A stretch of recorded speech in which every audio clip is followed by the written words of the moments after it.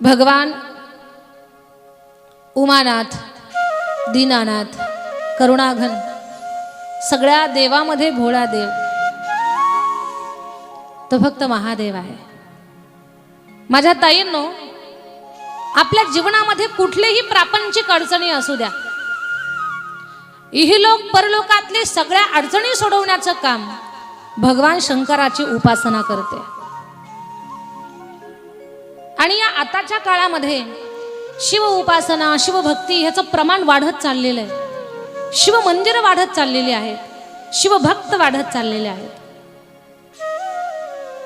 मागच्या काही काळामध्ये प्रत्येक माणूस ताण तणाव, दुःख, टेन्शन, शिक्षण खूप घेतलं पण यश मिळत नाही, कष्ट खूप करतायत पण कष्टाला फळ नाही, परिवार खूप मोठा आहे पण एकाचाही विचार नाही.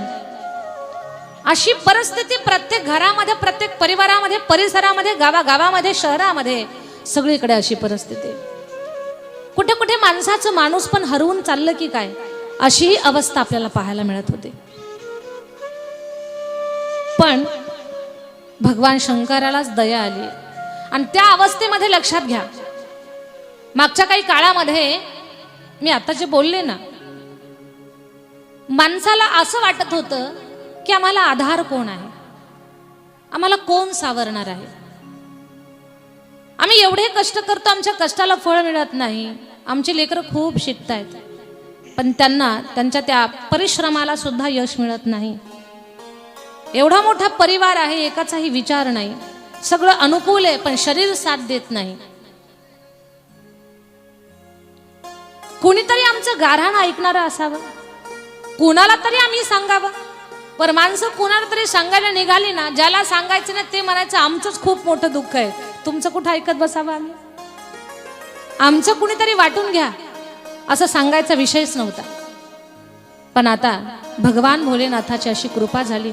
माझे भोलेनाथ म्हणतात तुम्ही कुणालाच सांगू नका, मला एकट्याला सांगा, तुमचे सगळे दुःख पार करतो, मला एकट्याला सांगा. मी ऐकण्यासाठी खंबीर आहे, मी सक्षम आहे आणि ऐकून फक्त गंमत ऐकत राहणार नाही, तर तुम्हाला त्या अडचणीतून बाहेर काढणार आहे, तुमचं मनोबल मी वाढवणार आहे. एक मुद्दा लक्षात घ्या, भगवान शंकराच्या उपासनेनं माणसाचा आत्मविश्वास वाढतोय. संकट कितीही मोठी येऊ दे, त्या संकटाला मात करण्याची क्षमता आपल्यामध्ये निर्माण होते. का? एखाद्या पहाडाला पार करण्याची ताकद आपल्यात केव्हा निर्माण होते? जेव्हा आपल्याला असं वाटतंय की मी जरी थकलो ना, माझ्यासोबत कोणीतरी आहे, मला घाबरायचं काही कारण नाही. मग तसंच तुमचा एकाकीपणा संपवणारं मी तुमच्या सोबत आहे हे सांगणारे भगवान भोलेनाथ सांगतात की बाबा रे, तू घाबरू नको, तू खचू नको, तू फक्त काम करत राहा, तू प्रयत्न करत राहा, तू कष्ट करत राहा. तुझ्या कष्टाला यश देण्यासाठी किंवा आलेल्या संकटाला मात करण्यासाठी मी तुझ्या सोबत आहे, तू एकटा नाही. हा आत्मविश्वास ही शिवकथा आपल्यामध्ये निर्माण करते. कुणी म्हणेल ताई मग आमच्या जीवनातली अशी अशी अडचण आहे, मग ही अडचण हे काही केलं तर पूर्ण होईल का? लक्षात घ्या, अडचणीतून बाहेर पडण्याचा मार्ग भगवान भोलेनाथ तुम्हाला नक्कीच देतील, पण सगळ्यात पहिले तुमचा आत्मविश्वास वाढवतील. तुम्ही एकटे नाही हे तुम्हाला समजावून सांगतील, किंवा तुम्हाला कुठल्या तरी प्रसंगानं, कुठल्या तरी गोष्टीनं जाणवेल आपण एकटे नाही, भोलेनाथ आपल्या सोबत आहेत. हे सांगण्यासाठीच ही शिव महापुराण कथा तुमच्यापर्यंत येऊन पोहोचलेली आहे.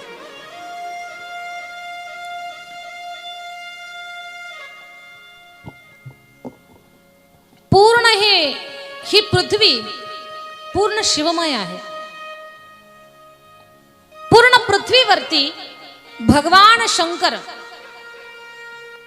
सुंदर रूपामध्ये, कणकण रूपामध्ये विराजमान झालेले आहेत. एक प्रसंग असा आहे, श्रद्धेय पंडितजीच्या श्रीमुखातून श्रवण केलेला आहे. पूर्ण पृथ्वी शिवमय आहे, सगळीकडे असा पाऊल ठेवायला जागा नाही की तिथे भगवान शंकर नाही, कारण या पृथ्वीचा राजाच भगवान शंकर आहे. आकाशाची देवता भगवान विष्णू आहेत, जलाची देवता गणपती बाप्पा आहेत, वायूची देवता सूर्य भगवान आहेत, अग्नीची देवता माँ जगदंबा आहे, तर पृथ्वीची देवता भगवान शंकर आहेत. आणि ही पूर्ण पृथ्वी भगवान शंकरानं व्यापलेली आहे. एकदा भगवान भोलेनाथ भगवान श्री विष्णूला म्हणतात, कारण विष्णू आणि भगवान शंकर दोघांचं एवढं प्रेम आहे की दोघेही एकमेकापासून वेगळे नाहीत. एकदा भगवान भोलेनाथ श्री विष्णूला म्हणतात, देवा सगळेजण मला भेटायला येतात, पण तुम्ही पृथ्वीवरती मला भेटायला का येत नाहीत? काय कारण आहे, तुम्ही का येत नाही मला भेटायला?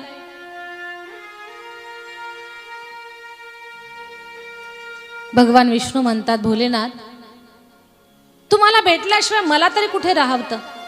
तुम्हालाही मला भेटावंसं वाटतं, पण पृथ्वीवर यायला जे मी निघतो ना, आणि इथे जवळ आलो की मला पहिला प्रश्न पडतो की मी पाऊल कुठे ठेवू. आणि पाऊल कुठे ठेवू? पृथ्वीवर पाय ठेवा. भोलेनाथ मी जिथे कुठे पाऊल ठेवण्याचा प्रयत्न करतो ना, तिथे मला शिवलिंगच दिसतंय, आणि शिवलिंगावर मी पाय कसा ठेवू?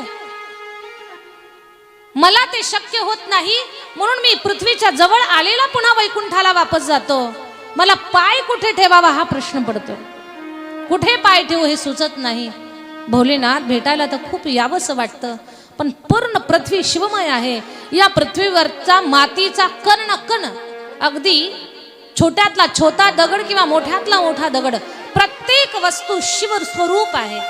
मातीचा कण न कण शिवलिंग स्वरूप आहे. कुठे पाय ठेवू मी? भोलेनाथालाही पटलं ते, म्हणे बरोबर आहे. आता मी पृथ्वीचा राजा, पूर्ण पृथ्वी शिवमय आहे, शिवलिंग स्वरूप आहे. मातीच्या कणाकणामध्ये शिव बसलेले आहेत. लक्ष्मीपते तुम्हालाही प्रश्न पडणं साहजिक आहे की पाऊल कुठे ठेवू. एक काम करा ना, तुम्ही असं रूप धारण करा,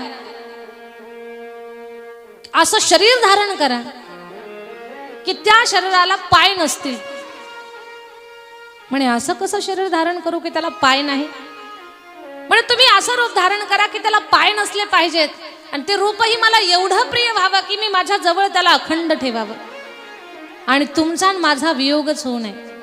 जरा मला आठवण करून सांगा, पाय नसलेला जीव कोणता की ज्याला पायच नाही?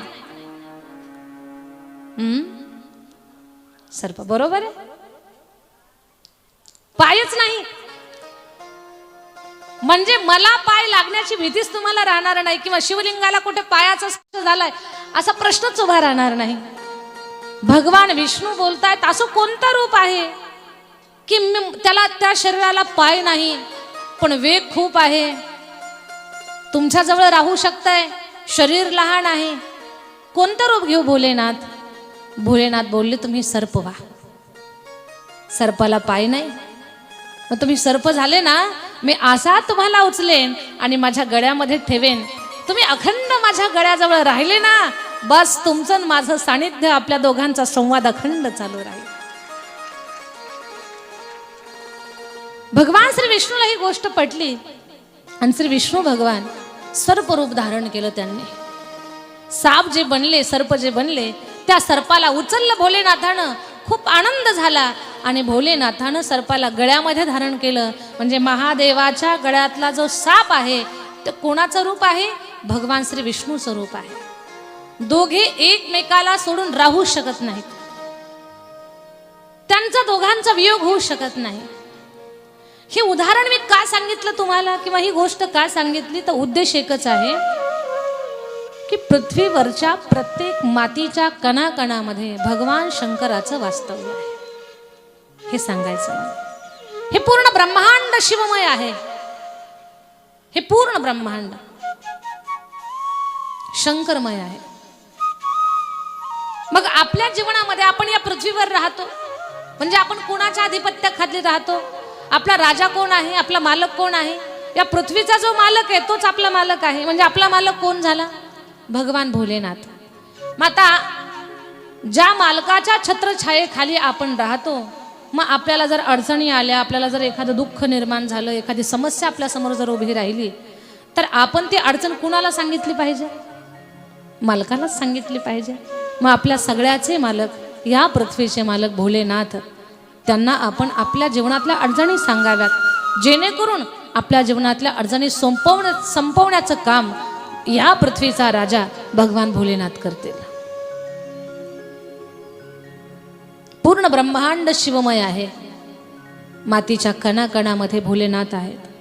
आपण भाग्यवान आहोत की आपल्याला किमान कळतंय. आपलं गाऱ्हाणं घेऊन आपण मालकाकडे जावं आपल्या, आणि कळतंय म्हणूनच तुम्ही कथामंडपात आला आहात. तुम्हाला जर कळत नसतं ना की आपल्या जीवनात अडचणी आहेत आणि या अडचणी घेऊन आपण मालकाकडे नको जायला, दुसरीकडेच आपण भेटू, दुसरीकडेच काहीतरी पाहू, मग तुमच्या जीवनातल्या अडचणी संपू शकत नाहीत. पण तुमच्या सगळ्यांची बुद्धी सात्विक आहे, मन पवित्र आहे, तुम्हाला अध्यात्म कळतंय, म्हणून योग्य ठिकाणी तुम्ही भगवान भोलेनाथाची कथा ऐकण्यासाठी या पवित्र दरबारामध्ये हजर झालेला आहात. भाग्यवान आहात तुम्ही. एक गोष्ट ऐका, कथा भगवान शंकराची असेल किंवा कथा भगवान श्रीकृष्ण परमात्माची असेल, ते कीर्तन असू दे, ते प्रवचन असू दे, ती कथा असू दे, तो हरिपाठ असू दे, तो काकडा असू दे,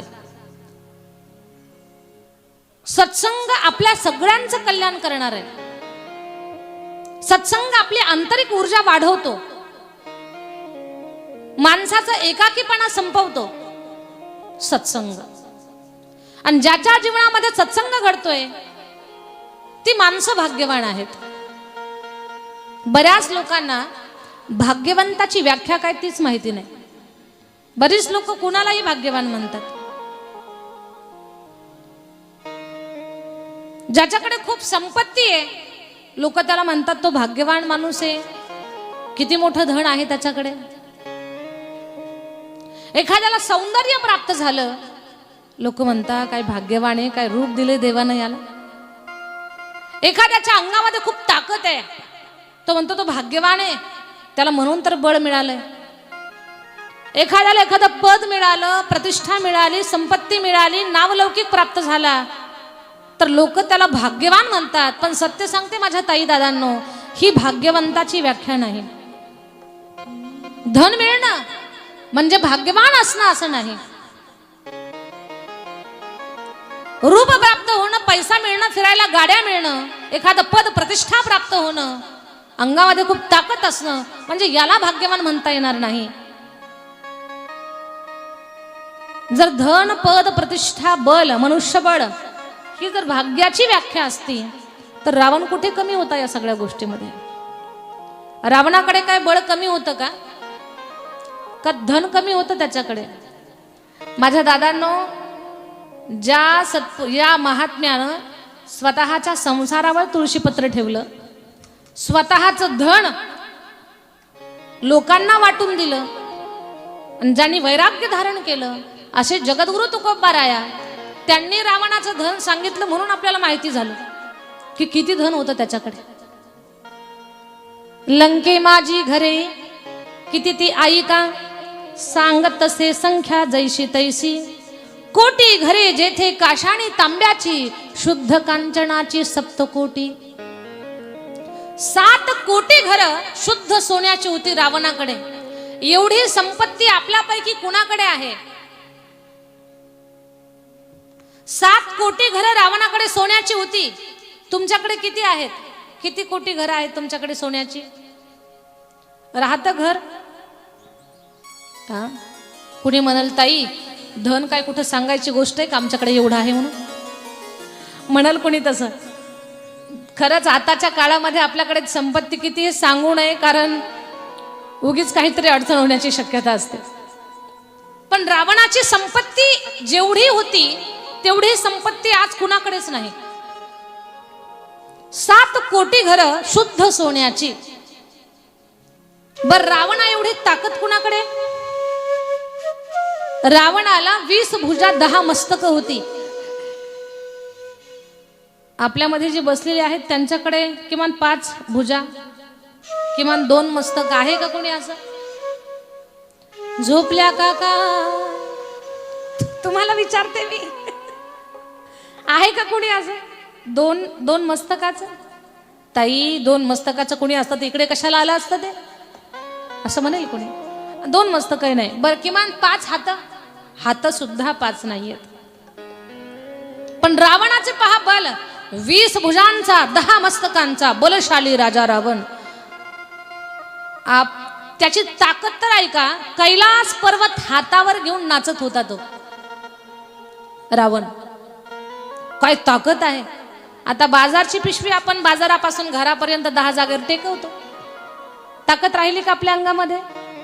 नाही. आपल्या अंगात ताकद नाहीये. का नाही राहिली? आपलं खाणं व्यवस्थित नाही, जेवण व्यवस्थित राहिलं नाही. छत्रपती शिवाजी महाराजांचे मावळे मनाचं पोत पाठीवर घेऊन पळत होते. करडई हातात घेतली तर तेल खाली गाळत होते. आता आपल्याच्यानं काही शक्य नाही, पण ते एवढे ताकदवान का होते? तर जेवायला बसले ना, तर एक एक मावळा 5-5 पाचुंदे खात होता. पाचुंदा म्हणजे 5 पोळ्याचा एक पाचुंदा. 5 25 पोळ्या एकच मावळा खात होता. पोळी म्हणजे आताचा फुलका नाही. पोळी म्हणजे त्या काळची पोळी म्हणजे एक मोठी चपाती नाही, चपाता. एकच खान तिकडं आपल्यासाठी असणारे अशा 25 पोळ्या एकच बहादर खात होता. ताकद भरलेली असायची. लिंबू फेकलं तर मिशीवर बसायचं.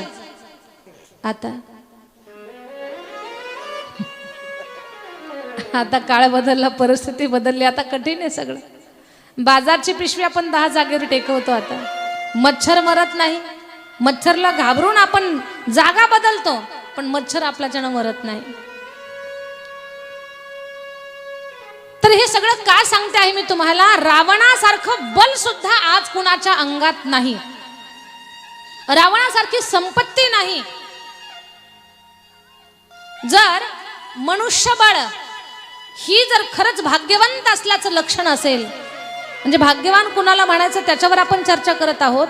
आपण काय व्याख्या करतो? एखाद्याकडे धन आहे, एखाद्याकडे सौंदर्य आहे, एखाद्याकडे बळ आहे, तर आपण म्हणतो हा माणूस भाग्यवान आहे. पण रावण याच्या बाबतीत कुठेच कमी नव्हता. बलानं मोठा होता, रूपानं सुंदर होता, ताकदीनं भरलेला होता, ज्ञानानं मोठा होता, लंकेचा राजा होता, देवतांना त्यानं बंदीशाळेमध्ये टाकलेलं होतं. एवढा सामर्थ्यवान होता, तरी पण आपण त्याला भाग्यवान म्हणत का म्हणत नाही? धन असणं हे जर भाग्याचं लक्षण आहे, तर रावणाला आपण भाग्यवान म्हणायला पाहिजे. का म्हणत नाही तुम्ही? तुमच्या नातवाचं नाव रावण ठेवता का? नाही ठेवत. सकाळी उठल्या उठल्या राम राम म्हणण्याऐवजी रावण रावण म्हणता का? नाही म्हणत. का म्हणत नाही? तर रावणाकडे धन होतं, रावणाकडे मनुष्यबळ होतं, रावणाकडे बल होतं, सगळं होतं, पण रावणाच्या जीवनामध्ये सत्संग नव्हता. म्हणून हे सगळं व्यर्थ गेलं त्याचं. आता याच्यातून तुम्हाला एक गोष्ट मला सांगायची आहे. धन, संपत्ती, बल हे असेल तर तो भाग्यवान आहे. आता ही व्याख्या आपण पुसून टाकली. त्याला भाग्यवान म्हणता येत नाही. मग भाग्यवान कोण आहे? ज्याच्या जीवनामध्ये सत्संग आहे, ज्याच्या जीवनामध्ये कथा कीर्तन ऐकणं आहे, ज्याच्या जीवनामध्ये साधूची संगती आहे, ज्याच्या जीवनामध्ये नित्य हरिपाठ आहे, ज्याच्या जीवनामध्ये काकडा गायला जातो, जो नित्य काकडा करतो, जो कीर्तन ऐकतो, जो कथा ऐकतो, जो साधू संतांच्या संगतीमध्ये आहे, जो जमेल तसं तीर्थयात्रेला जातो, चांगली सत्कर्म करतो, दारात आलेल्या याचकाला किमान कुरभर अन्न आणि तांब्याभर पाणी देतो, जो धर्माच्या कामामध्ये अन्नदान करतो, भगवत कार्यामध्ये दान देतो, ज्याचा पैसा चांगल्या कामामध्ये खर्च होतो, तो व्यक्ती जगामध्ये भाग्यवान आहे. ही भाग्यवंताची व्याख्या. रावणा एवढी संपत्ती आमच्याकडे नाही, काही हरकत नाही. रावणा एवढं बल आमच्या अंगात नाही, काही हरकत नाही. एकट्या रावणाला 80,000 पत्न्या, 1,00,000 मुलं, 1,25,00,000 नातू होते. एकट्याचं मतदान एवढं होतं. कुणी त्याच्या शब्दाच्या बाहेर नव्हतं. आता आमचीच पोरं आहेत, पण आमचंच ऐकत नाही, काही हरकत नाही.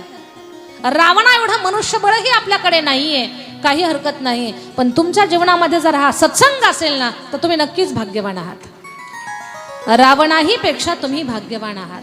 कारण रावणाकडे सर्व होतं, पण सत्संग नव्हता. आपण तुटके आहोत, दुबळे आहोत, गरीब आहोत, साधे भोळे आहोत, पण आपण सत्संगात आहोत. ही आपल्या भाग्याची गोष्ट आहे. म्हणून इथे बसलेल्या प्रत्येक भाग्यवंताच्या भाग्याला वंदन करूयात. आणि भाग्यवंताची संतांनी केलेली व्याख्या आहे काय? भाग्यवंता घरी भजन कीर्तन, भाग्यवंता घरी भजन कीर्तन, भाग्यवंता घरी भजन कीर्तन, भाग्यवंता घरी भजन कीर्तन, त्याची वाट पाहे रघुनंदन, त्याची वाट पाहे रघुनंदन, जगाच्या बाजारी सर्व काही मिळे, जगाच्या बाजारी सर्व काही मिळे, त्याची वाट पाहे रघुनंदन, त्याची वाट पाहे रघुनंदन, जगाच्या बाजारी सर्व काही मिळे, जगाच्या बाजारी सर्व काही मिळे.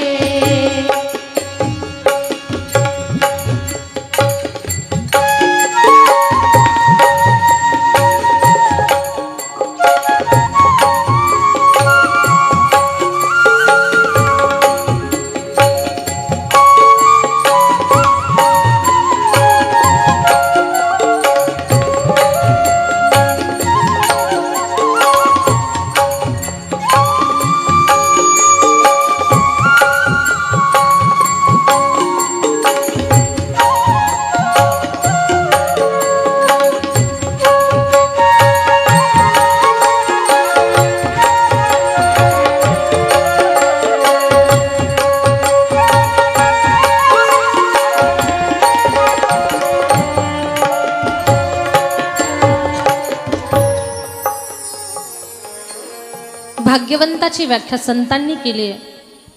भाग्यवंता घरी भजन कीर्तन,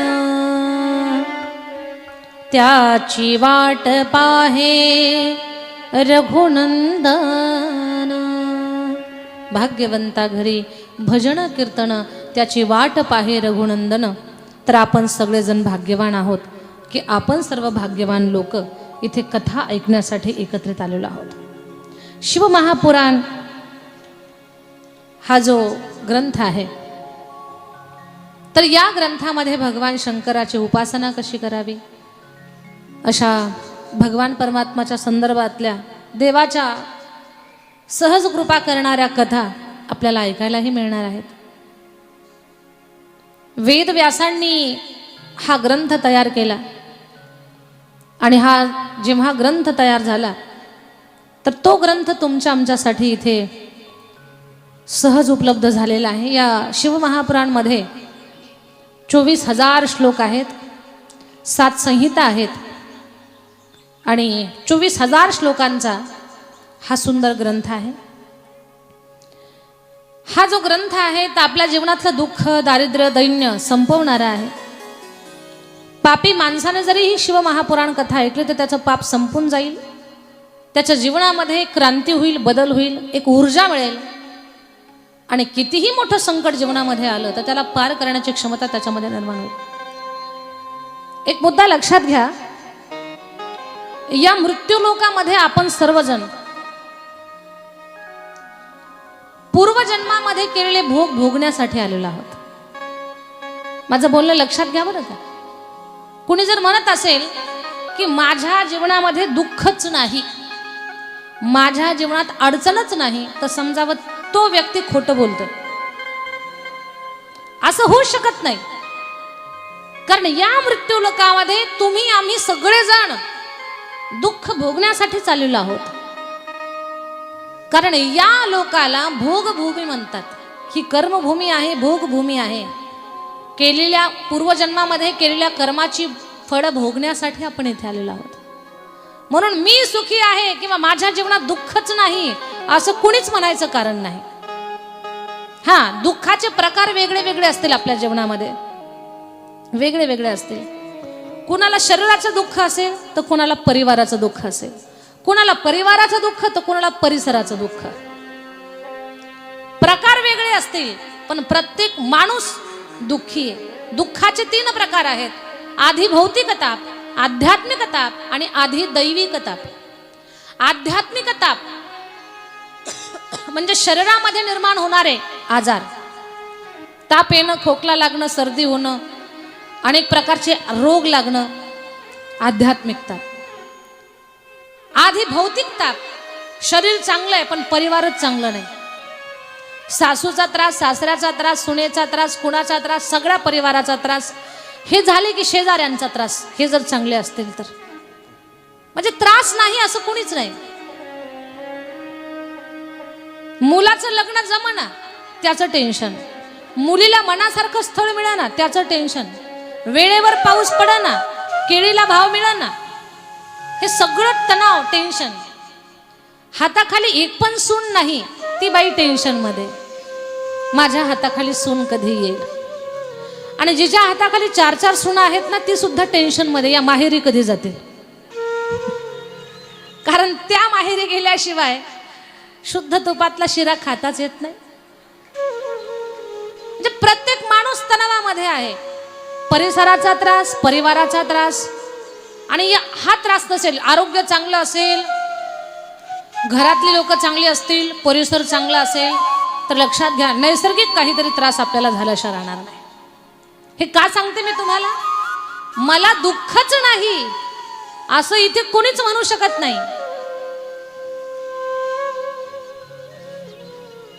जो देखे सो दुखिया बाबा, सुखिया कोई नहीं रे. जो देखे सो दुखिया बाबा, सुखिया कोई नहीं रे. जो देखे सो दुखिया बाबा, सुखिया कोई नहीं रे. जो देखे सो दुखिया बाबा, सुखिया कोई नहीं रे. राजा दुखिया, प्रजा दुखिया. सत्य है, इथे कोणी सुखी नहीं. अगर कोई कहता है मैं सुखी हूं तो गलत बात है, वो आपसे झूठ बोल रहा है. संतों ने कहा है इस धरामंडल पर कोई सुखी आपको नहीं मिलेगा, न राजा न रंक, कोई सुखी नहीं है. सब लोगों का जीवन दुखों से भरा हुआ है. राजा दुखिया, राजा दुखिया, प्रजा दुखिया, सुखिया कोई नहीं रे. जो देखे सो दुखिया बाबा, सुखिया कोई नहीं रे. जो देखे सो दुखिया बाबा, सुखिया कोई नहीं रे. नहीं रे रा.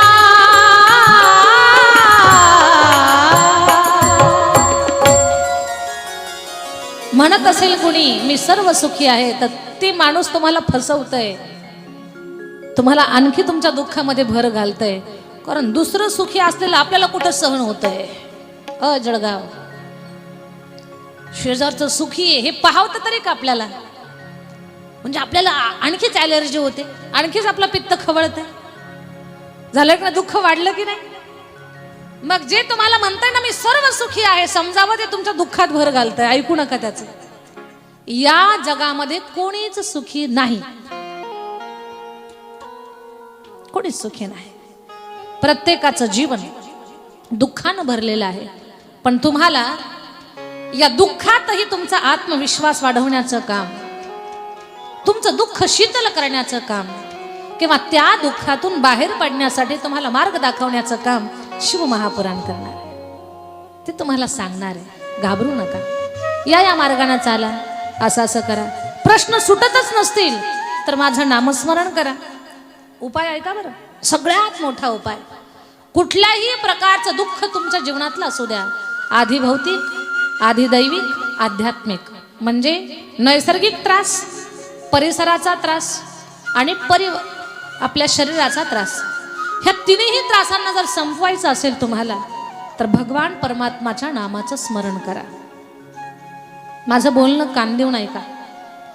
मग तुम्हाला कुठलं नामस्मरण जमतंय? जर तुम्हाला जमत असेल रामकृष्ण हरी, तर या मंत्राचं तुम्ही उठता बैसता हरी बोला नामस्मरण करू शकता. जर तुम्हाला रामकृष्ण हरी म्हणायला जड जात असेल, त्याच्यात मन लागत नसेल, तर ओम नमः शिवाय हा षडाक्षरी मंत्र म्हणू शकता. ओम नमः शिवाय म्हणायला जर जड जात असेल तुम्हाला, तर नमः शिवाय या मंत्राचा जप करू शकता. हेही म्हणायला तुम्हाला जड जात असेल तर सोपा मंत्र आहे, ज्याच्या तोंडातले 32 रिटायर आहेत ते सुद्धा म्हणू शकते. असा एक मंत्र आहे, ज्याच्या तोंडातले 32 काय धात रिटायरमेंटला गेलेले आहेत ते सुद्धा म्हणू शकता. असा एक मंत्र आहे, राम राम राम. या मंत्राचा जप करा. याच्यातही तुमचं मन लागत नसेल, कुठे अकाली मृत्यूची भीती असेल, ओम त्र्यंबकम यजामहे सुगंधिम पुष्टिवर्धनम उर्वारुकमेव बंधनान् मृत्योर्मुक्षेमामृतात्, या मंत्राचा जप करा. हेही तुम्हाला जमत नसेल तर श्री शिवाय नमस्तुभ्यम या मंत्राचा जप तुम्ही करू शकता. माझं बोलणं लक्षात घ्या. तुम्हाला तुमच्या जीवनातली दुःख संपवायची असतील, त्रास कमी करायचा असेल, तर सगळ्यात पहिले तुम्ही भगवंताच्या नामाचा टाहो फोडा. जे तुम्हाला सोपं नाम जप वाटतं तो करा. रामकृष्ण हरी म्हणा, राम म्हणा, ओम नमः शिवाय म्हणा, किंवा श्री शिवाय नमस्तुभ्यम या मंत्राचा तुम्ही जाप करू शकता.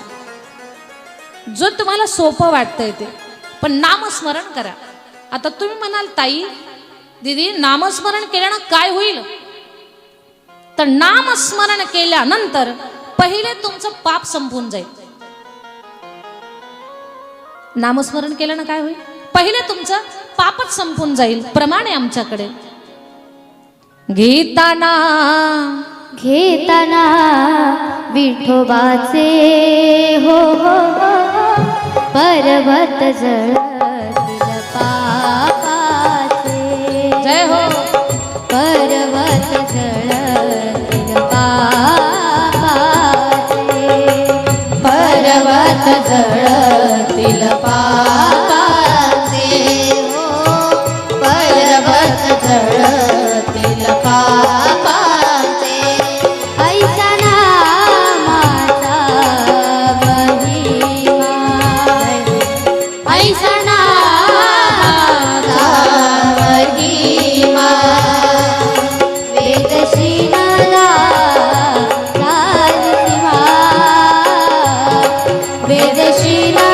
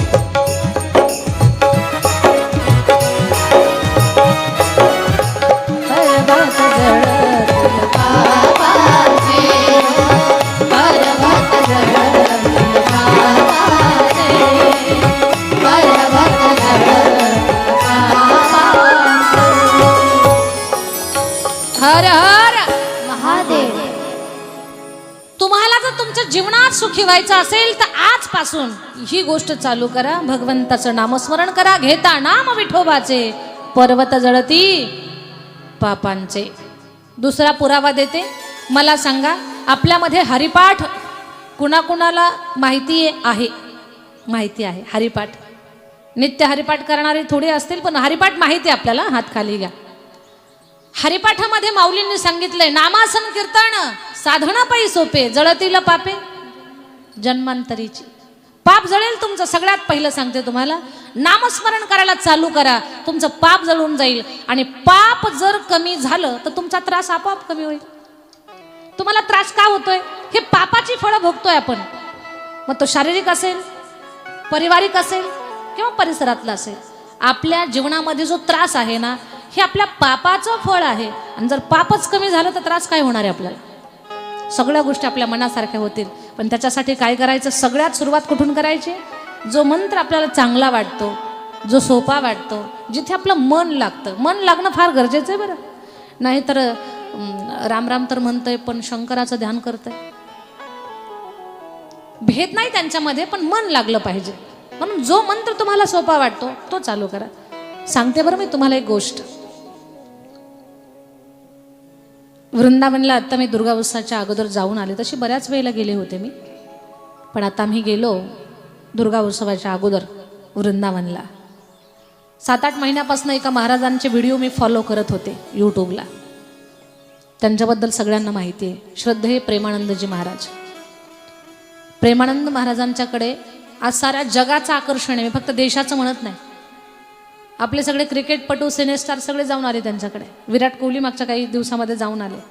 सगळे सिनेस्टार पण जातात त्यांच्याकडे.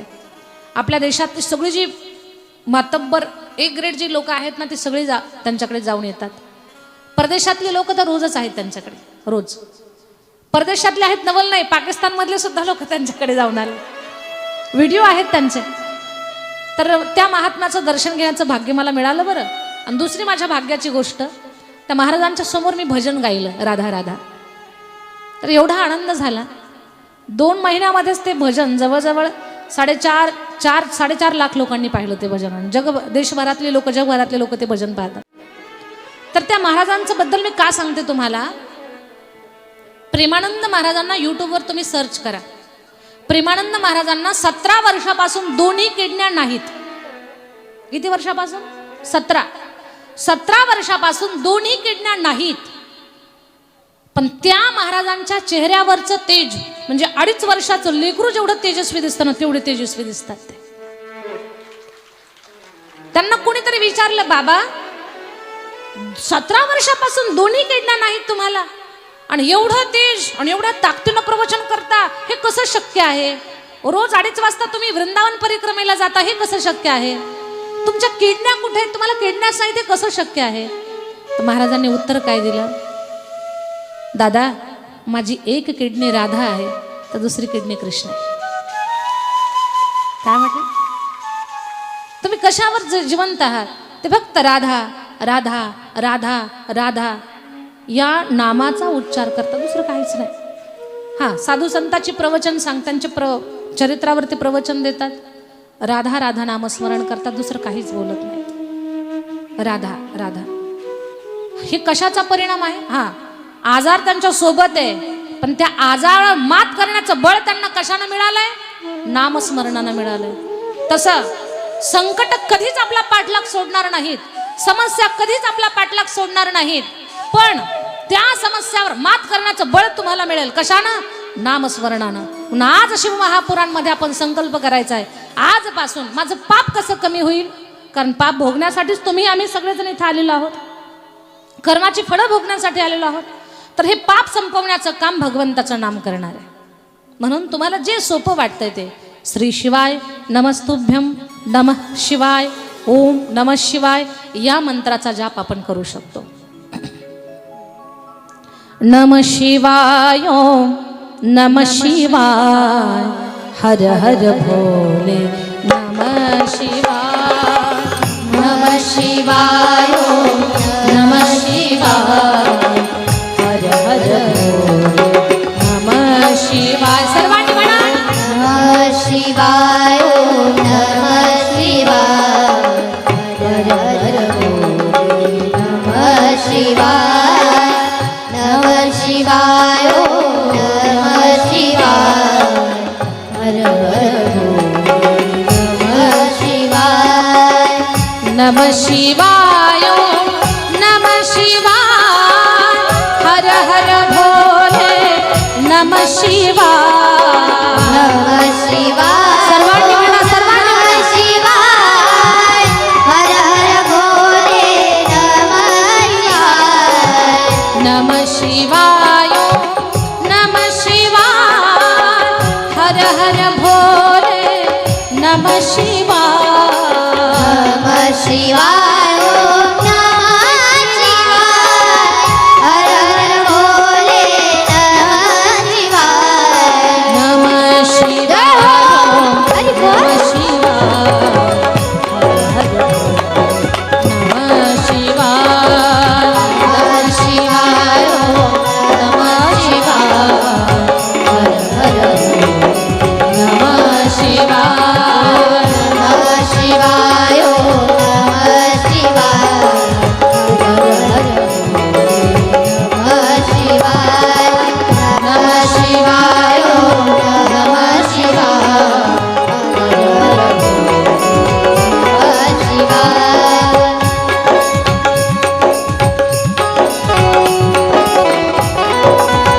जय हो जय हो जय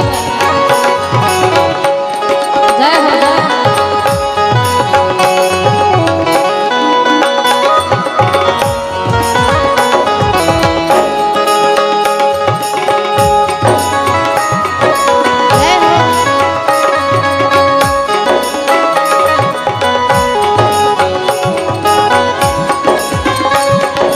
जय हो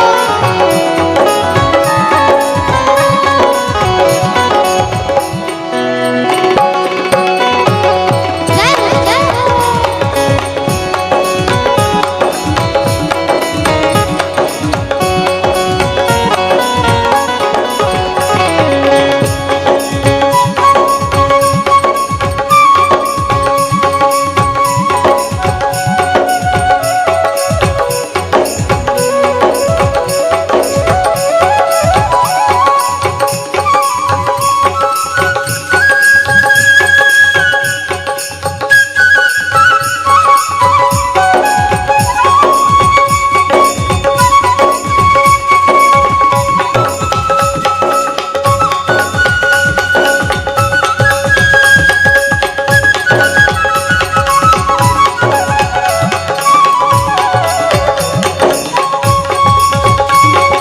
जय हो सर्वांनी भजन करा, टाळी वाजवा.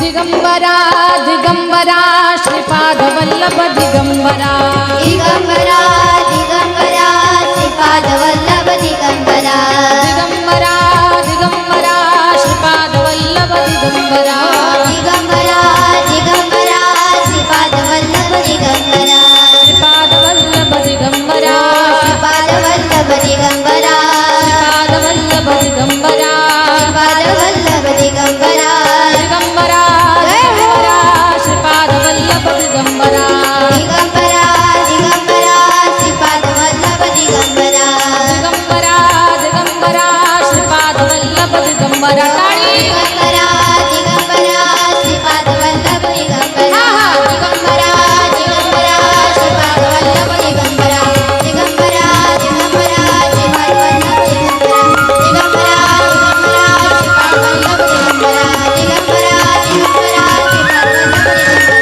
दिगंबरा श्रीपाद वल्लभ दिगंबरा दिगंबरा दिगंबरा श्रीपाद वल्लभ दिगंबरा दिगंबरा दिगंबरा श्रीपाद वल्लभ दिगंबरा दिगंबरा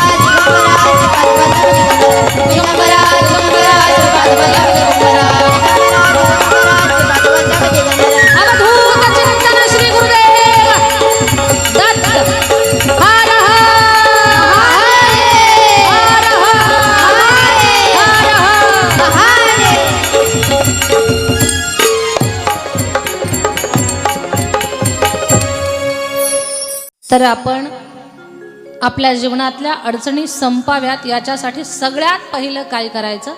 भगवान परमात्माचं नामस्मरण करायचं. हे नामस्मरणाचा प्रयोग तुम्ही फक्त 40 दिवस करा अगोदर. या 40 दिवसामध्ये जर तुम्हाला अनुभव नाही आला तर मग मला बोला. अनुभव तुम्हाला 100% येईल. कुठली समस्या असू दे, काहीही अडचण असू दे, फक्त याला चालू करा तुम्ही. आणि जर तुम्हाला अनुभव आला तर हे सातत्यानं पुढे करायचा. जो मंत्र तुम्हाला आवडतोय तो. हां, मग हळूहळू पुढचे प्रश्न सुटत जातील. पहा, भगवान परमात्माचं नामस्मरण करावं.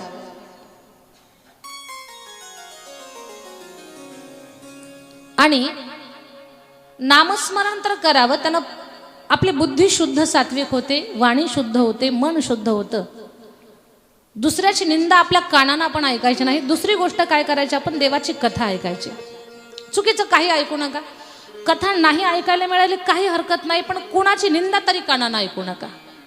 पण आपण चुका करतो. पहा, आपली मुलं LKG UKG ला पाठवतो आपण, किंवा इंग्लिश मिडियमला लेकरं घालतो, लाख रुपये फीस भरतो आपण. तरी पण पाहिजे तेवढं लेकरू आपलं यशस्वी किंवा बुद्धिमान होत नाही, किंवा आपल्या लेकराला पाहिजे तेवढा सक्सेस मिळत नाही. मालक तुमचे खूप कष्ट करतात पण पैसा घरात टिकत नाही. कुणाच्या एकात नाही, दोनात नाही, पण घराला किंमत नाही. सगळं घर अन्नधान्याने भरलंय पण आरोग्यात चांगलं नाही. का घडतं असं माहिती आहे तुम्हाला? याला जबाबदार तुम्ही आहात. टेन्शनमध्ये आला असताल तुम्ही. ताई, पहिल्याच दिवशी आम्हाला कथेमध्ये तुम्ही आम्हालाच आरोपी करायला लागलात. खरं सांगते मी तुम्हाला, तुम्ही जबाबदार आहात. काय तुम्ही चुकताय सांगू तुम्हाला? तुम्ही सगळं पूजापाठ करता, सगळं काही करता व्यवस्थित, पण स्वयंपाक करताना सखूची सून आली का, राधाची सून गेली का, काही गरज आहे का तुम्हाला घरच्या भाकरी खाऊन लोकांचे धुणे धुवायचे? हा, काय गरज आहे तुम्हाला? चुकूनही कुणाची निंदा करू नका आणि ऐकू सुद्धा नका कधी स्वयंपाक करताना. काही मावशा आम्हाला म्हणतात, ताई कोणाचं तरी काहीतरी ऐकल्याशिवाय आम्हाला अन्नच पचन होत नाही. तशा माझ्या ताईंना मी सांगेल, तुम्ही त्याच्यासाठी स्पेशल वेळ काढा, सेपरेट तास, निंदेचा तास वेगळा काढा. पण स्वयंपाक करता वेळ तुम्ही चुकूनही घाणेरडं बोलू नका, वाईट ऐकू नका, वाईट पाहू नका. का? आपण खातो काय त्याच्यावर आपली बुद्धी आणि आपले विचार अवलंबून असतात. त्याच्यावरच अवलंबून असतात. आपल्या पोटात अन्न कसं जातंय? तुम्ही म्हणाला मी खूप छान आंघोळ करून स्वच्छ राहून एकदम स्वच्छ निर्जंतुक सगळा स्वयंपाक करतो. कितीही स्वच्छतेने स्वयंपाक कराल, पण विचार घाणेरडे जर असतील, कानावर चुकीचं पडत असेल, तर ते विचाराचा प्रभाव त्या अन्नावर होत असतो. आणि ते अन्न जर आपल्या लेकरांनी खाल्लं तर त्यांची सुद्धा बुद्धी खराब होते. याला जबाबदार कोण? तुम्ही आहात. म्हणून उद्यापासून किंवा आज संध्याकाळच्या स्वयंपाकापासून आपण संकल्प करायचा, आजपासून मी कुणाचीही निंदा कानानं ऐकणार नाही, किमान स्वयंपाक करेपर्यंत तरी. करणार आजपासून? मला सांगा, स्वयंपाक कोण कोण करताय? सगळं करताय. कोणीच करत नाही का? इकडे विचारू का? इकडे विचारायचं काही कारणच नाही. कोण कोण स्वयंपाक करताय? हा, सगळ्याजण करतात. एक टाइम करता का 2 टाइम करता? 2 टाइम करता. नाही, मला वाटलं सकाळचं संध्याकाळी करता. हा, तुम्ही 2 टाइम स्वयंपाक करता. काळजी एवढीच घ्या की तुम्ही त्या काळामध्ये, हा, तुमच्या लेकरांनी तुम्हाला जेवायला मागितलं त्याला बोला, त्याला द्या. मालकाने डबा भरून मागितला त्यांना द्या. फक्त निंदा कुणाचीच करू नका स्वयंपाकाच्या काळामध्ये. माझी हात जोडून विनंती आहे तुम्हाला. जर तुम्हाला वाटत असेल ना, माझा परिवार प्रगत झाला पाहिजे, माझ्या लेकराची बुद्धी पळाली पाहिजे, माझं लेकरू विवेकानंदासारखं, हनुमंतरासारखं बुद्धिमान झालं पाहिजे, वाटत असेल घरात आलेली लक्ष्मी टिकावी, आमच्या घराला समाजात मान प्राप्त व्हावा, सगळ्यांचं आरोग्य चांगलं राहावं, तर एवढीच गोष्ट सांभाळा. स्वयंपाक करताना निंदा कोणाची करू नका आणि वाईट कानानं ऐकू नका. हा प्रयोग करून पहा. फरक नाही पडला तर मला बोला पुन्हा. तुम्ही 100-101% तुमच्या जीवनामध्ये बदल होईल. एवढं पथ्य तुम्हाला पाळायचं, सगळे तुमच्या हातामध्ये. उगीच फुकटचे स्वप्न पाहून उपयोग नाही, काहीतरी प्रात्यक्षिक प्रयोग आपण केले पाहिजेत त्याच्यावर. तर हे पथ्य तुम्हाला पाळायचं आहे. हां, मग ऐका काय? जर वाईट ऐकायचं नाही तर भगवंताची कथा, आता मोबाईलवर सगळ्या सुविधा आहेत. एखादा शिवमहापुराण कथा लावा, किंवा तुम्ही रामायण लावा, भागवत लावा, भजन ऐका, हरिपाठ ऐका, कृष्णाची भजन ऐका. तुम्हाला जे सोपं वाटतंय ते तुम्ही करा.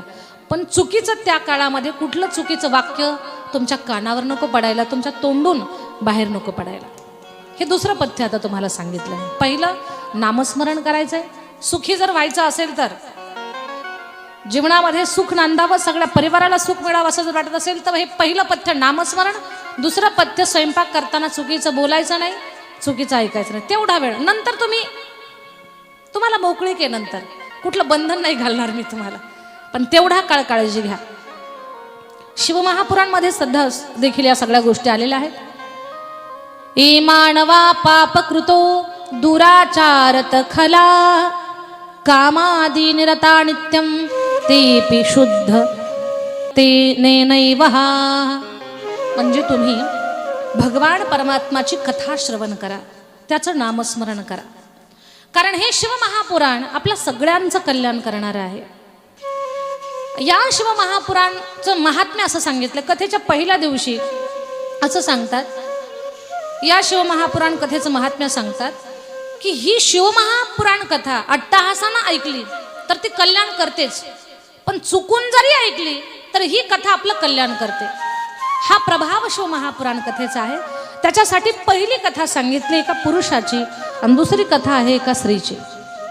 तर पहिली कथा एका पुरुषाची.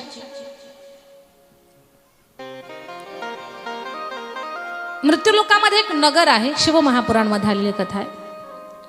त्या नगरामध्ये एक दुराचारी व्यक्ती राहतोय. त्याच्या जीवनामध्ये सत्संग वगैरे असं काहीच नाहीये. आई वडील चांगले होते, पण संस्कार चुकल्यामुळे तो मुलगा चुकत गेला. त्याचं नाव देवराज. देवराज नावाचा ब्राह्मण आहे. कुकर्म करण्यामध्ये खूप पुढे आहे. कुठलं चांगलं कर्म करायचं नाही, सगळे वाईट कर्म करायची. कानानं वाईट ऐकायचं, तोंडानं वाईट बोलायचं, डोळ्यानं वाईट पाहायचं, हातानं चोऱ्या करायच्या, या पावलानं कुठेतरी घाणेरड्या जागेवरती जायचं. कुठलं चांगलं कर्म तो करत नाही. आई वडिलांनी त्याला एकदा दोनदा तीनदा समजावून सांगितलं, पण त्याच्यामध्ये काही बदल झाला नाही. म्हातारे झालेले मायबाप थकून गेले त्याला समजावून सांगून, आणि शेवटी म्हाताऱ्या मायबापांनी ठरवलं आता याचं लग्न लावून देऊ. याच्या गळ्यामध्ये एकदा जबाबदारी पडली की मग याला कळेल की काय असतो संसार. आपण असं मोकाट फिरू नये याची जाणीव त्याला होईल. आणि बरेच मायबाप हाच मार्ग वापरतात, बरोबर. पोरग जेव्हा आपलं ऐकत नाही तेव्हा आई वडील काय करतात, त्याचं लग्न लावून देतात, मग याला कळेल. पण तुम्ही तुमची जबाबदारी दुसऱ्यावर ढकलताय, तुमचं टेन्शन दुसऱ्याच्या गळ्यात घालताय. तुम्ही लग्न करून आणखी त्यात ताण वाढून घेताय स्वतःचा. जोपर्यंत त्याला जिम्मेदारीच कळत नाही, दुसऱ्याचं लेकरू आपल्या घरात आणलं ना, मग तुमच्या डोळ्यासमोर आणखी टेन्शन. आता या मुलीला कसं सांभाळायचं, हे तर मोकाट फिरताय. तर मुलगा आपला बिघडू नये याच्यासाठी तुम्ही बालपणापासून त्याला संस्कार लावण्यावर लक्ष द्या. त्याला संस्कार द्या चांगले, त्याला शिकवण द्या, वेळोवेळी त्याला चांगलं सांगा. हा, खूप प्रयत्न करूनही चांगलं शिकवूनही जर मुलगा बिघडला तर त्या मुलाच्या प्रारब्धाचा विषय म्हणून सोडून द्या, पण तुम्ही तुमच्या प्रयत्नाला कमी पडू नका. तर त्या देवराजच्या आई वडिलांनी खूप समजावून सांगितलं देवराजला, पण देवराज कोणाचं ऐकायला तयार नाही. मनमानी जगण्याची सवय त्याला लागलेली. आई वडिलांनी शेवटी वैतागून त्याचं लग्न लावून दिलं. लग्न लागलं आणि जेव्हा लग्न झालं मग तो तर अधिकच बेफाम सुटला. आता तर त्याला कोणाचंच भय नाही, भीती नाही. बायकोला तर काही किंमतच देत नाही. त्याच्या पोटी 2 मुलं जन्माला आली, पण तो त्याच्या मनाप्रमाणे जगतोय, मनाप्रमाणे वागतोय. चोरी करणं, डाका टाकणं, खोटं बोलणं, व्यसन करणं, जुगार खेळणं, हे सगळ्या वाईट गोष्टी त्याच्या जीवनामध्ये होत्या. जणू काही दुसरा तो वाल्हाच होता. आणि त्याच्याकडे एवढी संपत्ती, लोकांना लुटून लुटून एवढी संपत्ती त्याच्याकडे संग्रहित झाली की त्याच्या संपत्तीवर आता वाईट लोकांचं लक्ष. एक दिवस तो मदिरा प्राशन करून एका सरोवराच्या काठावर तसाच पडला, नशेमध्ये धुंद होऊन. तर त्याच नगरीमध्ये राहणारी वेश्या, त्या वेशेनं त्याला पाहिलंय आणि ती वेशा शोभावती तिचं नाव, काही सेवेकऱ्यांना पाठवून त्याला उचलून आपल्या घरी घेऊन येते. शोभावतीनं त्याला आपल्या घरी घेऊन आली आहे. त्याची जेव्हा नशा उतरली तेव्हा ती त्याच्यासमोर नाच गाणं करायला लागली. वेशा होती ती. तो पाहतोय, अरे हे तर माझं घर नाही, मी इथे आलो, ही बाई माझ्या समोर नाचते. अप्रतिम सुंदर होती ती, सौंदर्याची खान. आणि यानं विचारलं, कोण आहेस तू? तिनं सांगितलं, मी शोभावती आहे. या नगरातले सगळे श्रीमंत लोक माझ्या सौंदर्याला भुलतात, पण देवराज एकाही श्रीमंताचा विचार न करत माझं प्रेम तुझ्यावर बसलंय. वेश्या स्त्रिया कधी खरं बोलत नाहीत, कुणाला आपलं अंतकरण त्यात देऊ शकत नाहीत, सत्यानं जगू शकत नाहीत. त्याला भुलवलं, त्याला वाटलं अरे अप्रतिम सुंदर बाई आहे, एवढी नगरातली श्रीमंत लोक हिच्यावर मरतात आणि हिचा जीव आपल्यावर. पण तिचा जीव त्याच्यावर नव्हता, त्याच्या धनावर होता. त्या वेशेनं त्याला एवढं भुलवलं, एवढं घुलवलं की तो तिथेच राहायला लागला. आता त्या शोभावतीला सोडून तो कुठेच जात नाही. लग्नाची पत्नी, लेकरं घरामध्ये आहेत, त्यांना काय आहे काय नाही, खातात का वेळेवर, का उपवाशी राहतात, याचं कसलंच त्याला भान नाही. आणि तो देवराज तिकडेच त्या वेशेसोबत तिथे राहतोय. या शोभावतीनं हळूहळू हळू थोडं थोडं करून त्यांना आयुष्यभर लोकांची चोरी करून लुटून आणलेलं जे धन होतं ते सगळं धन तिनं हडप केलं त्याचं. आता हा कंगाल झाला, त्याच्याकडे धन नाहीये आता. आणि मदिरा पिऊन पिऊन शरीर सुद्धा संपलं. म्हणजे आता कुठून नवीन तो ताकदीनं बळावर कुठून धन घेऊन येईल असं आता राहिलं नाही.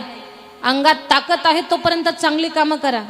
एकदा का शरीराची संपत्ती संपली, आरोग्य संपलं की मग तुम्ही काहीच करू शकत नाही. म्हणून आपल्या हातात आहे तोपर्यंत धर्म कार्यात दान द्या. हातात आहे, शरीर साथ देत आहे तोपर्यंत सेवा करा. जोपर्यंत तुमचं चालतंय तोपर्यंत अन्नदान करा. एकदा का बलही संपलं आणि सत्ताही संपली तर तुम्ही काहीच करू शकत नाही. फक्त तोंडाकडे पाहताल आणि दुःखी व्हाल. आणि माणसाला बऱ्याच लोकांना सवय आहे, हातचं गेलं की मग रडत बसायचं. हातातून गेलं तर मग रडत बसण्यात काय अर्थ आहे? जोपर्यंत तुमची सत्ता आणि तुमचं बल चालतंय ना तोपर्यंत चांगल्या गोष्टी करा.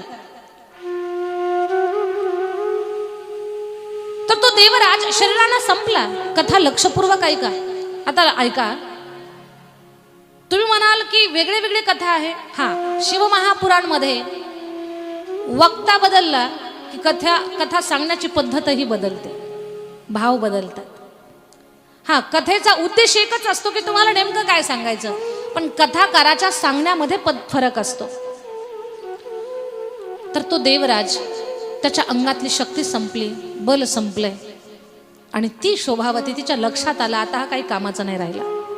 आता कुणाला लुटू पण शकत नाही, याच्या अंगात ताकद राहिली नाही. हा मदिरा पिऊन संपलेला आहे. आणि यानं जे आयुष्यभर धन कमावलं होतं ते सुद्धा आता मी सगळं हडप केलंय. हा आता काही कामाचा नाही, याला आता हकलून देऊ. पण हकलून कसा द्यायचा? चतुर होती ती. ती एक दिवस म्हणते, देवराज, ए देवराज. तो म्हणतो, का ग सखी शोभावती, का? ती म्हणते, मला खरं सांग ना, तुझं किती प्रेम आहे माझ्यावर? हा प्रश्न तिनं ज्या दिवशी त्याला उचलून आणलं त्या दिवशी विचारायला पाहिजे होता. आता धन संपल्यानंतर ती विचारते त्याला की तुझं किती प्रेम आहे माझ्यावर? तो म्हणतो, काय सांगू मी तुला, तुझ्यावर माझं एवढं प्रेम आहे, एवढं प्रेम आहे की मी सांगू शकत नाही.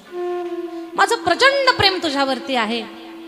ती म्हणते, असं तोंडी कोरडं नको. तो म्हटला, मी माझं मस्तक कापून देऊ का तुला? ती म्हणते, तुझं नको.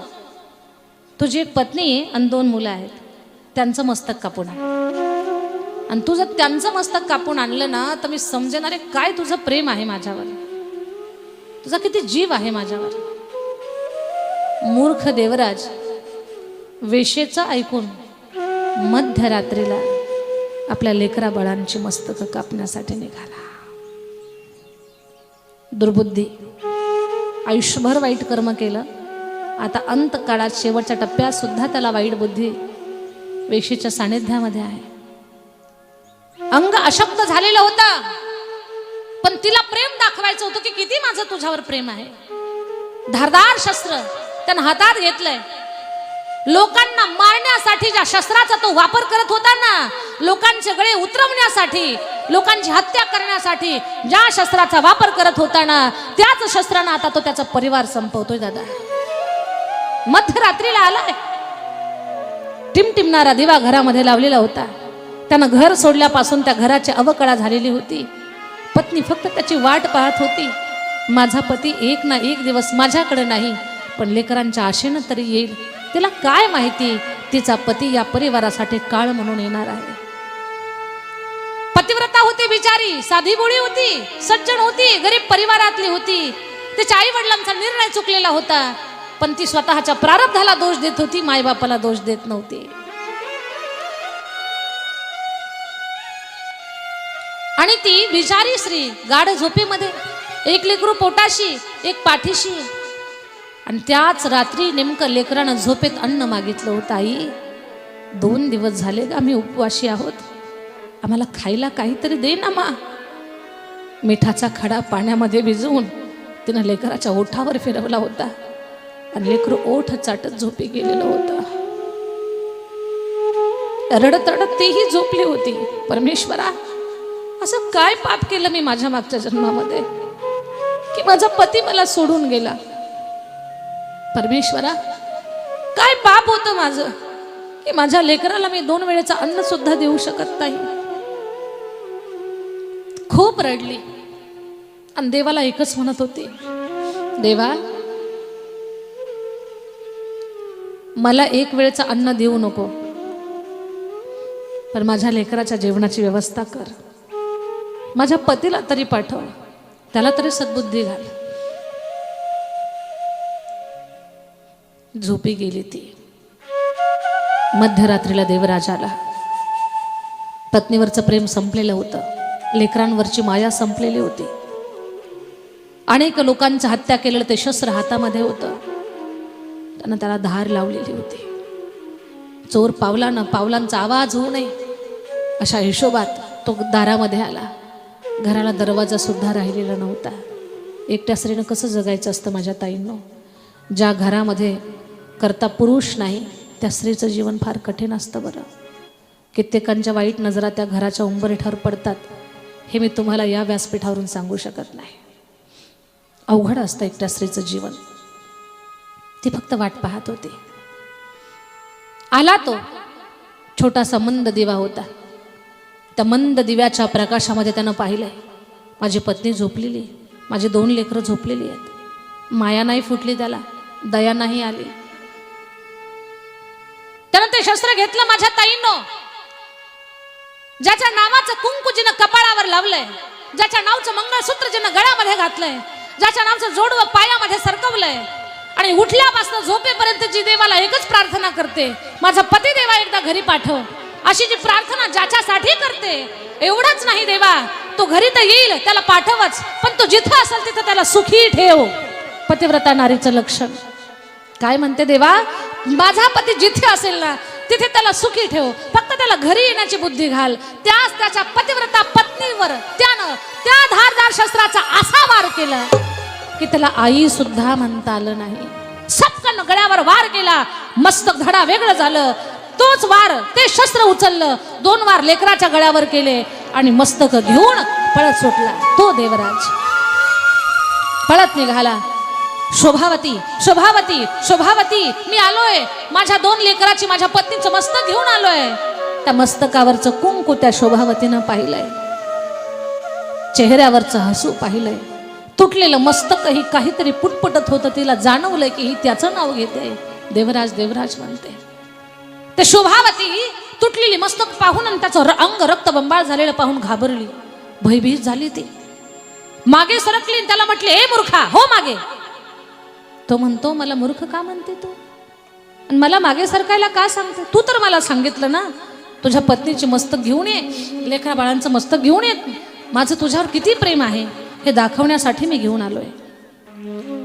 आता ती शोभावती म्हणते, देवराज तुझी बुद्धी सुद्धा भ्रष्ट झाली, तुझी संपत्ती संपली आहे, तुझी बुद्धी भ्रष्ट झाली, तुझा पाप भयंकर झालेला आहे. ऐक देवराज, तू तुझं माझ्यावर किती प्रेम आहे दाखवण्यासाठी माझ्या सांगण्यावर जिनं तुझ्यासोबत 7 फेरे घेतले, जिनं तुझ्या नावचं कुंकू कपाळावर लावलं, जिनं तुझ्यासाठी माहेर सोडलं, स्वतःच्या जीवाचं वाळण केलं, ती तुझी पत्नी, तिचं मस्तक कापलंस तू घेऊन आलास. अरे लग्न झालेल्या पत्नीचं मस्तक तू जर माझ्यासाठी कापलं, उद्या माझ्यापेक्षा जर एखादी सुंदर स्त्री तुला भेटली तर तू माझंही मस्तक कापून तिच्याकडे घेऊन जाशील. म्हणून आता मी तुला माझ्याजवळ ठेवत नाही. आता तू माझ्याजवळ राहायचं नाही, तुझं प्रेम माझ्यावर नाही, आल्या रस्त्यानं वापस जा. हकलून दिला. वाईट कर्म करणाऱ्या लोकांच्या जीवनात किती वाईट घडतं पहा. एक तर त्याची संपत्ती संपली, त्याचं शरीर संपलं म्हणजे अंगातली ताकद गेली.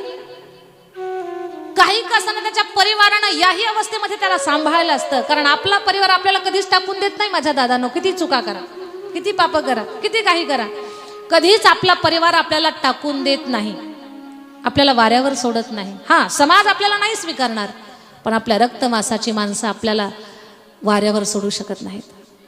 परिवारानं त्याला याही अवस्थेमध्ये सांभाळलं असतं. म्हटले असते आपण चटणी सोबत भाकरी टोचून खाऊ, भाकरी सोबत चटणी लावून खाऊ, आहे तसं जगू, आपल्याला नकोय संपत्ती पण आपण एकत्र राहू. त्याची बायको बोलली असते, त्याची लेकरं म्हटली असते, बाबा काळजी करू नका. पण या वेड्यानं, या पाप्यानं परिवार सुद्धा संपवला. कोणीच नाही राहिलं आता परिवारामध्ये. भटकण्या पलीकडे त्याच्या जीवनात आता दुसरं काहीच नाही. देवराजला खूप पश्चाताप होतोय, खूप वाईट वाटतंय त्याला. त्याला त्याची चूक लक्षात येते. मी काय चुकलोय, मी माझ्या जीवनामध्ये किती मोठं पाप केलं. लोकांना मारता मारता मी तर माझ्या परिवारालाच मारून टाकलं. आता कोण आहे या जगामध्ये मला. तो देवराज नदीच्या काठावर फिरू लागला, गावागावामध्ये फिरू लागला. आता धन संपलंय, सगळं संपलं, आशा संपल्या. एका गावामध्ये शिवमहापुराण कथा चालू होती. भुकेसाठी तडफडायला लागला. एका गावामध्ये शिवमहापुराण कथा चालू आणि शिव मंदिरामध्ये ती कथा चालू असताना तो तिथे गेला. कथा ऐकायला बसला. कथाकार महाराज सुंदर कथा सांगत होते, पण कथा ऐकण्यात मन कुठे लागते. पोटात जर भूक असेल तर कथेत मन लागेल काय? नाही, कथेत त्याचं मन लागेना. उठला, कुठे काही खायला मिळतंय का ते पाहत होता. तर शिव मंदिरामध्ये भगवान शंकराच्या शिवलिंगाच्या आजूबाजूला काही प्रसाद, पेढे, केळी, फळं ठेवलेले होते. तर ते प्रसाद खाण्यासाठी हे तरी खाऊ आणि आपण थोडंसं शांत राहू, म्हणजे आपलं पोट शांत होईल. प्रसादाची चोरी करायला गेला तर लोकांनी पाहिलं, चोर चोर चोर म्हणून असा मारला तर तिथेच त्याचा मृत्यू झाला. मेला तर खरा, पण कथा ऐकली त्यानं, सहज ऐकली, म्हणजे अट्टहासन ऐकली होती का नाही, चुकून ऐकलं. कथा ऐकली, समोर शिवलिंगाचं दर्शन झालं, भगवंताचा प्रसाद घेतला. 3 योग त्याच्या जीवनात काय असेल, पूर्व पुण्य म्हणा किंवा कसे तरी घडले. कथा ऐकल्यामुळे पाप संपलंय. मी सुरुवातच सांगितली होती तुम्हाला, भगवंताचं नामस्मरण आणि त्याची कथा यानं आपलं पाप संपून जातंय. आणि पाप संपलं की आपल्या जीवनातला त्रास कमी होतो. आपल्याला त्रास कशामुळे होतो, तर ही त्रास म्हणजे आपल्या पापाची फळं आहेत, तर हा त्रास कमी होतो. तर त्यानं कथा ऐकल्यामुळे त्याचं पाप संपलं. भगवंताचं दर्शन म्हणजे डोळ्यानं देव पाहिला, मुखामध्ये प्रसाद गेला. तर यमदूत येण्याऐवजी त्याला घेण्यासाठी शिवदूत आले आणि शिवदूत त्या देवराजला घेऊन थेट कैलासाला निघाले. यमदूत म्हणतात, त्यानं कुठेच पुण्य केलेलं नाही आणि तुम्ही खुशाल याला कैलासामध्ये घेऊन निघालात. तर शिवदूतांनी सांगितलं, शेवटच्या टप्प्यामध्ये याच्याकडनं भगवंताचं काही क्षण नामस्मरण घडलंय. यानं चुकून भगवंताची कथा ऐकली, देवाचा प्रसाद यानं तोंडानं खाल्लाय आणि याला भगवंताचं शिवलिंगाचं दर्शन झालंय. शिवलिंगाचं दर्शन तर झालंय, पण जी लोक याला मारत होती ती सुद्धा शिव शिव शिव शिव म्हणत होती. अरे काय करतो, चोरी करतो मंदिरामध्ये असं म्हणून शिव शिव म्हणून त्याला मारत होते. त्याच्या कानावर शिव शिव शब्दाचा ध्वनी पडला. म्हणून याला घेण्यासाठी आम्ही शिवदूत आलेलो आहोत. त्याला शिवलोकी घेऊन गेले आणि त्याचं कोटी कल्याण झालं, पाप तर संपलं, पण त्याचा उद्धार झाला. ही कशाचा प्रभाव आहे? तर शिव महापुराण कथेचा प्रभाव आहे. उमापती महादेव की हर हर. जर माझे भोलेनाथ ही शिव महापुराण कथा एवढ्या पापी माणसाचा उद्धार करते, तर आपला उद्धार का करणार नाही? म्हणून श्रद्धेनं आपण ही शिव महापुराण कथा श्रवण करावी. अगदी शिव महापुराण कथा या कथेचं महात्म्यामध्ये ही कथा येते. पुढची एका स्त्रीची कथा आहे, पण ते आपण उद्याच्या सत्रामध्ये पाहू. एक सांगायचं आज तुम्हाला की शिव महापुराण कथा श्रद्धेय पंडित प्रदीपजी मिश्रा महाराज यांच्या श्रीमुखातून ऐकलेलं आहे. शिव महापुराण कथा आरोग्य असेल किंवा परिवार असेल या संदर्भातल्या कुठल्याही अडचणी असतील ना, तर ते अडचणी संपवण्याचं काम करते. आज महाराजांच्या मुखातून ऐकलेली एक गोष्ट तुम्हाला सांगते. बऱ्याच लोकांना रात्रीच्या वेळेत झोप येत नाही. मग अशी लोक गोळ्या खातात, झोप येत नाही, परेशान होतात. आणि झोप न लागल्यामुळे किंवा झोप कमी झाल्यामुळे माणसाचं आयुष्य कमी होतं. माणसाचं आयुष्य कशावर अवलंबून आहे? जेवढी छान झोप होईल, चांगली झोप होईल, तेवढा माणूस फ्रेश राहतो, खाल्लेलं अन्न पचन होतं. तर झोप जर झाली नाही तर अन्नही पचत नाही आणि आयुष्य कमी होतं. माणूस चिडचिडपणा करतो, अनेक आजार लागतात. तर गोळ्या खाऊनही जर झोप येत नसेल, तर श्रद्धेय मिश्राजींनी सांगितलेलं आहे की तुम्हाला झोप जर येत नसेल तर एक काम करा.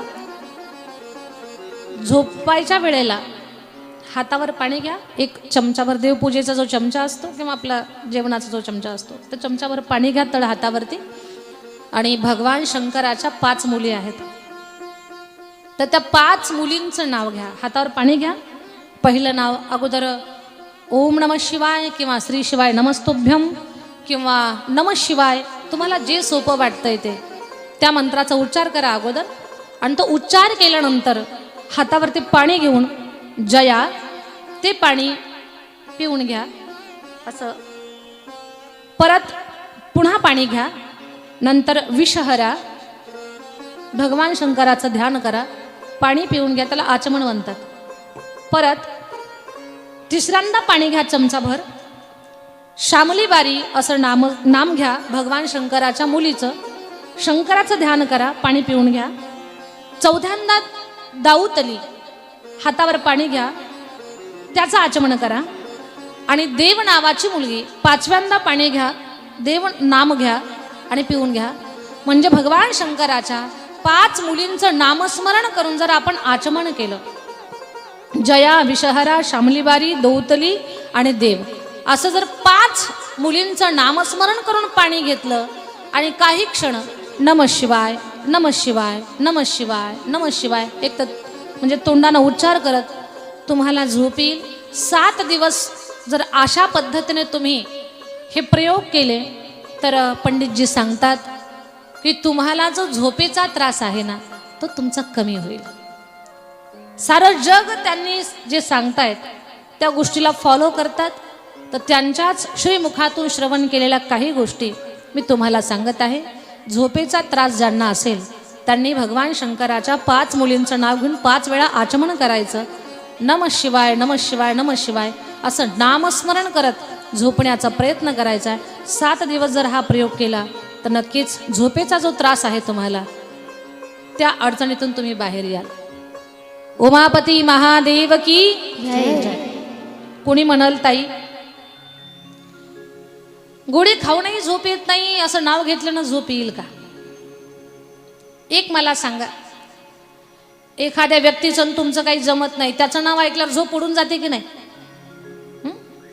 एखाद्या बाईसोबत तुमचं भांडण आहे, तिचं नाव ऐकल्यानंतर आपलं डोकं एकदम हे होतं, झोप उडते की नाही? एखाद्याच्या नावानं जर झोप उडते तर देवाच्या नावानं झोप काय येणार नाही तुम्हाला. बोलणं समजतंय ना माझं? एखाद्याचं जर नाव ऐकल्यावर झोप उडून जाते, तर भगवान परमात्माच्या नावावर श्रद्धा आणि विश्वास ठेवून नामस्मरण करून जर आपण, भगवंतावर तर आपली श्रद्धा आहे, का झोप येणार नाही आपल्याला? असंही इतरही गोष्टी, इतरही क्षेत्रामध्ये सांगितलं जातं की भगवंताचं नामस्मरण करत राहा. संध्याकाळच्या वेळेला जर झोप येत नसेल तर नामस्मरण करत करत जप करत करत करत जर आपण झोपण्याचा प्रयत्न केला तर खरंच झोप येऊन जाते आपल्याला. वारकरी संप्रदायामध्ये सुद्धा सांगितलंय झोपताना एक जपाची माळ जपा. बरीच म्हातारी माणसं जपमाळ जपून झोपतात, झोप येते त्यांना. कशाचा प्रभाव येतो? त्या नामस्मरणाचा प्रभाव आहे. आणि उद्यापासनं तुम्हाला भगवान शंकराचं पूजन कसं करावं तसं तर आपण महाराजांच्या श्रीमुखातून ऐकतच आहात, पण आणखी चांगल्या पद्धतीनं किंवा तेच आपल्या मराठी भाषेमध्ये तुम्हाला सगळ्यांना सांगण्याचा मी प्रयत्न करणार आहे. कारण काही वयस्कर माणसं आहेत, त्यांना सगळे शब्द कळत नाहीत किंवा काही वेळा लक्षात येत नाही. तर पूजन कसं करावं, शिवमहापुराणमधील पुढच्या कथा त्याही तुम्हाला सांगण्याचा प्रयत्न करेन. चांगल्या पद्धतीनं या शिवकथेमध्ये सगळ्यांनी सहभागी व्हा. 12 ज्योतिर्लिंगाची प्रतिकात्मक इथे स्थापना झालेली आहे किंवा तशी प्रतिकृती उभी केलेली आहे. तर त्या तुमच्या जीवनामध्ये त्या ज्योतिर्लिंगाची महापूजा. आता लक्षात घ्या, तिथे पूजा करण्यासाठी काही विद्वान लोकही आहेत, काही टीमही आहेत. तिथे भगवान विश्वनाथ असेल, रामेश्वरम असेल, कृष्णेश्वर असेल, भीमाशंकर असेल, तर भगवान शंकराच्या तिथल्या पूजेमध्ये जे मंत्र उच्चार बोलल्या जाणार आहेत तेच मंत्र उच्चार इथं पण बोलल्या जाणार आहेत त्या देवाचा संकल्प करून. म्हणजे उदाहरणार्थ तुम्हाला काशी विश्वनाथाची जर पूजा करायची असेल तर त्याच देवाच्या नावाचा संकल्प करून किंवा त्या देवाचं स्मरण करून इथे पूजा केली जाणार आहे.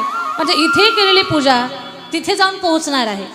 म्हणून या संधीचा फायदा घ्या, सुचिरभूत होऊन शुद्धतेनं ह्या पूजनामध्ये सगळेजण सहभागी व्हा. आणि त्याची जी काही दान दक्षिणा असेल, कारण पूजा ही फुकट करून घेऊ नये, कुठेतरी आपल्या कष्टाचे पैसे सेवा कार्यात लागले पाहिजेत. श्रद्धेय पंडित प्रदीपजी मिश्राजी महाराज असं सांगतात, शिवलिंगाचं पूजा करायला गेला तर पाणी सुद्धा घरून घेऊन जा, फुकटचं पाणी मंदिरातलं घालू नका देवाला. मग इथे तर तुम्ही ब्राह्मण देवताच्या हस्ते इथे पूजा करणार आहात, तर तुम्हाला काय जी ठरलेली फीस असेल किंवा दक्षिणा असेल तर आपल्या कष्टाचे पैसे ते दक्षिणा म्हणून जमा करून तुम्ही पूजा पाठामध्ये सहभागी व्हा. तुमच्या जीवनामध्ये इथे कसाना 12 ज्योतिर्लिंगाचा अभिषेक पूजा तुमच्या सगळ्यांच्या जीवनामध्ये घडावी आणि तुम्हाला पुण्यफल प्राप्त व्हावं. तुमच्या जीवनातल्या अडचणी संपून जाव्यात, तुमचं जीवन सुखी व्हावं, समृद्ध व्हावं. माझ्या भोलेनाथानं तुम्हाला एवढं भरभरून द्यावं, पण त्यानं भरभरून देण्यासाठी तुम्ही मोकळ्या मनानं त्याच्या कथेमध्ये आणि त्याच्या सेवेमध्ये सहभागी व्हा. एवढी सगळ्यांना विनंती आहे.